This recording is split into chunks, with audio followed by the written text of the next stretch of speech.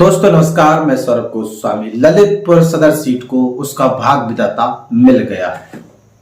ललितपुर सदर सीट पर भारतीय जनता पार्टी ने ऐतिहासिक जीत दर्ज की है और ललितपुर के नए विधायक होंगे राम रतन कुशवाहा, जो अभी तक 5 साल से ललितपुर की जनता की सेवा करते नजर आ रहे थे, विकास को लेकर बातें करते नजर आ रहे थे।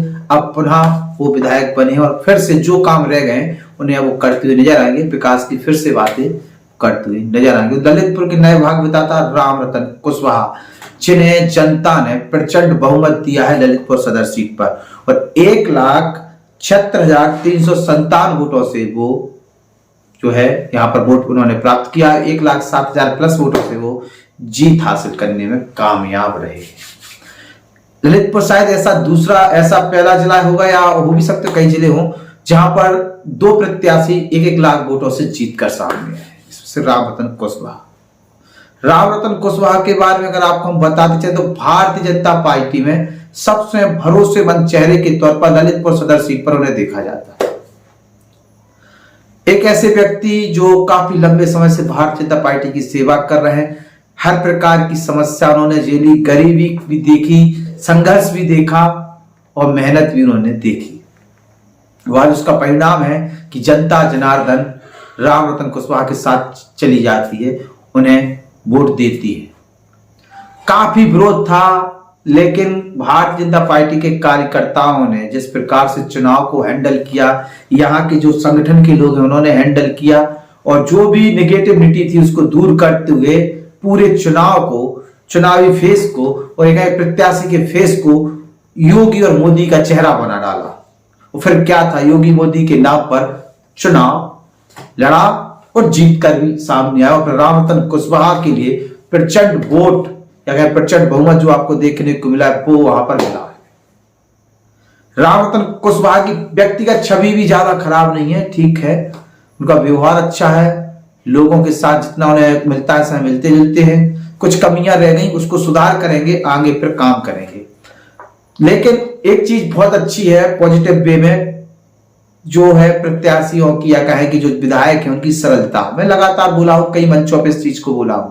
दूसरी चीज, जब मीडिया ने सवाल खड़े किए तो खुलकर ये सामने भी आए, अपनी बात भी रखी है, भागते हुए नजर नहीं आए हैं। और राम रतन कुशवाहा के बारे में व्यक्तिगत जितना मैं जानता हूं, कोई कुछ भी कहता रहे पीठ पीछे वो ज्यादा फर्क नहीं पड़ता है। और कई बार तो चूंकि मैंने कई खबरें उनके बारे में चलाई हैं और हर मुद्दे पर मैं खड़ा रहा, सड़कों की समस्या हो, पानी की समस्या हो, कोविड वेस्ट मैनेजमेंट हो, हर मुद्दे पर मैंने राम रतन कुशवाहा से सवाल किए हैं। और करना जरूरी भी, आप अपने चुने हुए जनप्रतिनिधि से अगर सवाल नहीं कर सकते, आप अपनी बात नहीं रख सकते और वो बातें जो जनता से जुड़ी हो, जनहित की जुड़ी हो, तो फिर आप पत्रकारिता भी मत करिए। आप अपने जनप्रतिनिधि के सामने अगर बात नहीं रख सकते हैं तो आम आदमी भी रख सकता है। और वही चीज मैंने भी की और राम रतन कुशवाहा से जब मैंने कहा, वास्तविकता में कई प्रेस कॉन्फ्रेंसों में उन्होंने देखा, उन्होंने ये बात कही है कि जो भी हम मीडिया से बात सामने आती है, मीडिया हमसे बात रखती है, उस पर वो काम करने की कोशिश करती है और देखती है कि जनता की समस्या है, उस पर काम किया जाता है।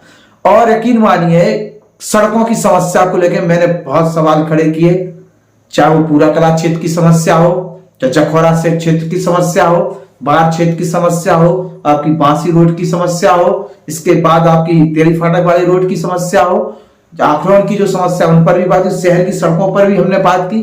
तमाम जगह कागजी घोड़े धोड़े, कई सड़कें पास, चाहे वो आपकी रोडवा क्षेत्र की रोड की बात, सड़कों के काम लगे हैं बहुत जल्द। इन्हीं गर्मियों में बहुत ऐसी सड़कें आपको बनती हुई नजर आ जाएंगी जिन पर लगातार खबरें उठी, आवाज उठी और अब वो काम कंप्लीट हो चुका है, डमरीकरण आरंभ हो चुका है कई सड़कों का। तो आवाज उठाने का असर यह है कि एक तो जनप्रतिनिधि की समस्या जो है, या कहें कि जनप्रतिनिधि जो जनता की समस्या को इग्नोर कर रहा है वो उस पर ध्यान देता है। दूसरी चीज ये है कि जनप्रतिनिधि को भी पता चलता है कि यहाँ पर जन समस्या है। हम लोगों ने गांव जाकर क्षेत्र में घूमकर ये चीजों को महसूस किया, वो चीज रखी, उस पर सत्ताधारी पार्टी के नेताओं ने काम भी किया। कोरोना काल था, 2 साल कैसे निकल गए सबको पता है। जनता एक बार पुनः भरोसा किया है और आशीर्वाद देने के लिए तैयार भी थी।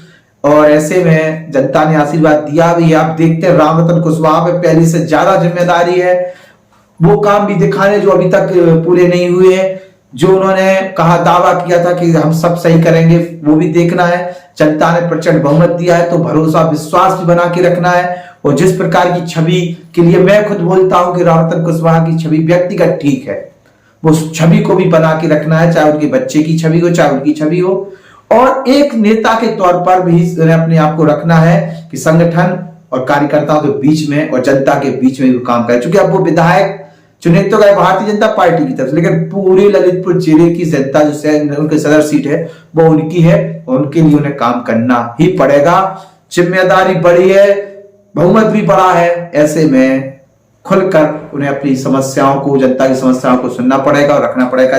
उन्हें अपने फिर से जनता दरबार आरंभ करने पड़ेंगे और अब एक पूरा व्यवस्थित, जो थोड़ा सा आगे कि अव्यवस्थित नजर आ रहा था उसको व्यवस्थित करना पड़ेगा और काम करना पड़ेगा। मेरी तरफ से सदर विधायक रामरतन कुशवाहा के लिए बहुत बहुत शुभकामनाएं, भारतीय जनता पार्टी के संगठन को बहुत बहुत शुभकामनाएं, युवा कार्यकर्ताओं को बहुत बहुत शुभकामनाएं। और एक नाम लगातार छुपा हुआ रहा और उस नाम को लेने की बड़ी आवश्यकता है, सुरेंद्र शर्मा। एक ऐसे व्यक्ति जिन्होंने वास्तविकता में काम किया, कमियों को एड्रेस किया, लगातार संपर्क में बने रहे और भी संगठन संपर्क में रहे, जहां जहां कमियों पर बात हुई उन कमियों को सुधारने का काम किया और फिर रामरतन धन पायो। हम सभी ने अपने अपने कर्तव्य निभाए हैं और मीडिया का काम जो होता है वो भी किया। जहां चुनावी माहौल होता है तो सब प्रकार की चीजें करनी पड़ती हैं। सब पार्टियों के लिए समय देने की कोशिश की, जिन्होंने उपयोग किया उन्हें उपयोग हुआ, जिन्होंने नहीं कर पाए वो नहीं कर पाए। भारतीय जनता पार्टी के लिए भी 4 दिन दिए थे, 4 दिन में जितना कर सकते थे किया, सांसद को कवर किया, विधायक के कार्यक्रम को कवर किया और उसके बाद जो और काम कर सकते थे वो भी किए।